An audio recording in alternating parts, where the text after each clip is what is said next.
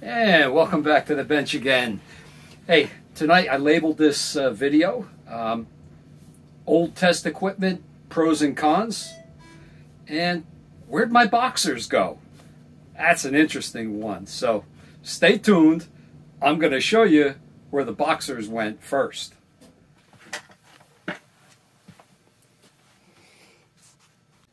Okay, so here it is. This is a Silvertone radio.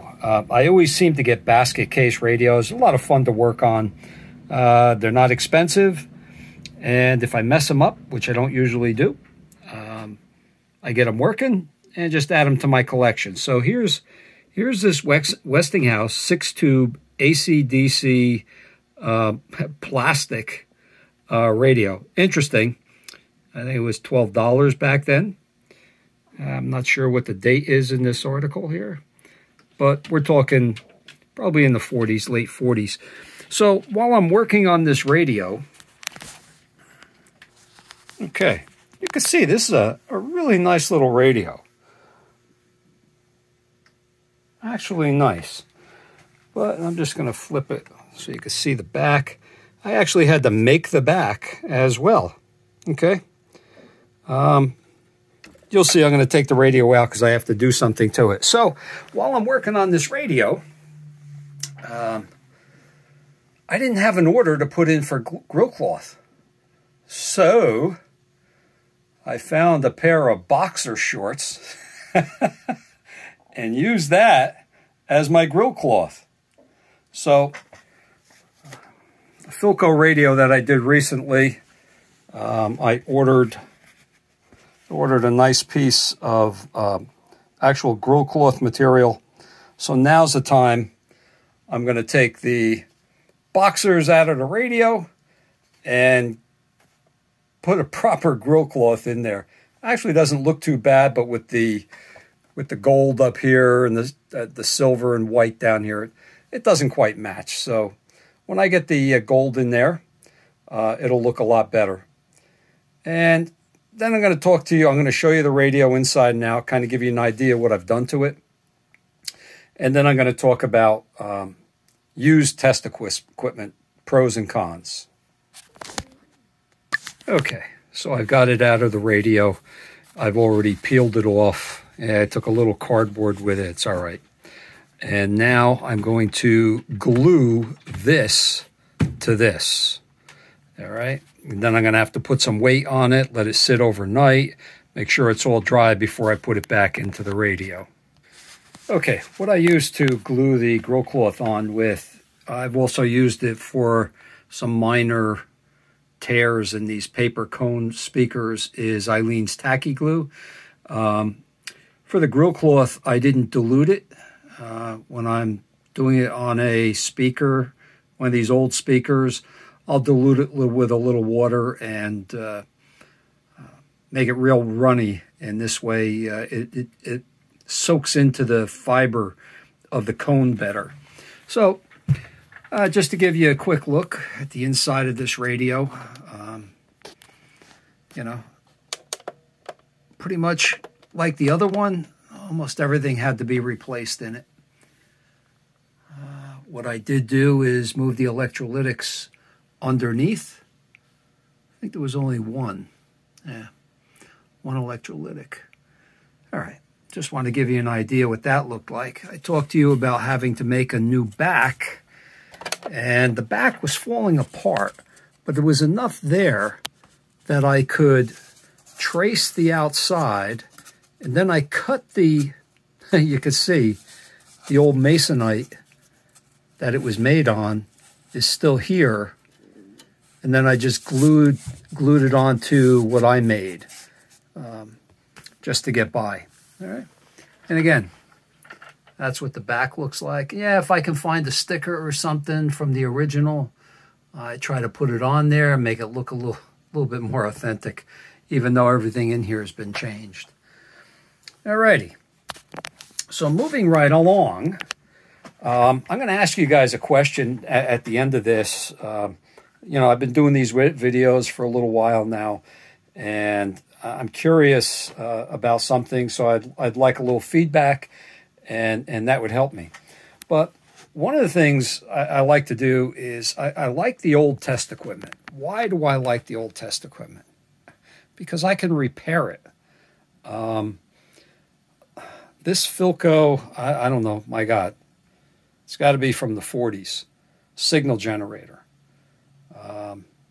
Yeah, I've got I got a couple other signal generators. I got one there, got one over there, got a couple hid away. But this signal generator here, it's pretty cool looking. I think so anyway. And I went in and I did the restoration on it. The only problem now is I pulled it out to do something with it, because this one actually goes up to 110 megahertz, where my others go up to 30. Okay, I wanted something to go a little bit higher. I do have that one there that goes up to 60. Okay, but I want something, doing some experimenting, I want something to go a little bit higher. So as it is, it's old test equipment.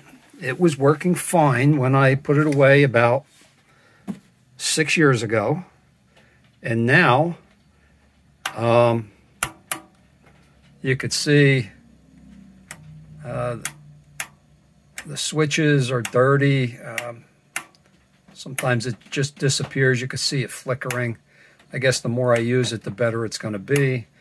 The attenuator control, when I move the attenuator control, it kind of works. But if I put it up to 100%, the signal disappears. And for whatever reason, this multiplier, once I take it off of high, it stops working. And all that is, it's a switch with resistors there to cut back on the signal. So, pros of old test equipment, I can work on them. I can fix them when they're bad. The cons about the old test equipment, it seems like every time I go to use one I haven't used in a while, I'm opening it back up to do something to it. So, like I said, there's pros and cons to the old test equipment. For what I'm doing with AM, FM radios, I got a TV I'm waiting to work on, an old,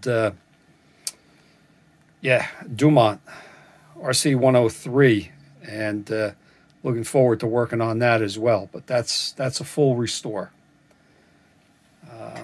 I don't even know if the tube is good on that. So I've got the grill cloth. I'll show you this maybe next week when I get it all back together, what the grill cloth looks like now. But I got a question for you guys. I get a bunch of viewers, and I'm curious, how many of the viewers out there are ham radio operators?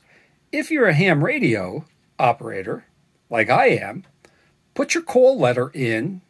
If you're not, just say no. Just respond. You know the old comment, subscribe, and like? I really appreciate if you do that, because I'm really curious how many of my viewers are ham radio. So, looking forward to seeing your comments. This was a quick one tonight, so I just wanted to get this out. I got a few things I have to do now, but give you an idea. Like I said, the grill cloth was a pair of old boxer shorts. I used that temporarily. It's been probably there for a year. And then when I got the other grill cloth, now I had the opportunity to put some decent grill cloth in there. Sometimes it's just enough to finish up a radio and move on to the next. I'm looking to make a transmitter so that I can transmit to all of these AM radios that I have, because there are no music stations in my area on AM radio. So that's what I'm working on. That'll be one of the next things. If you have any ideas or what you'd like to see, also put that in the comments. Take care, guys. Looking forward to seeing you again.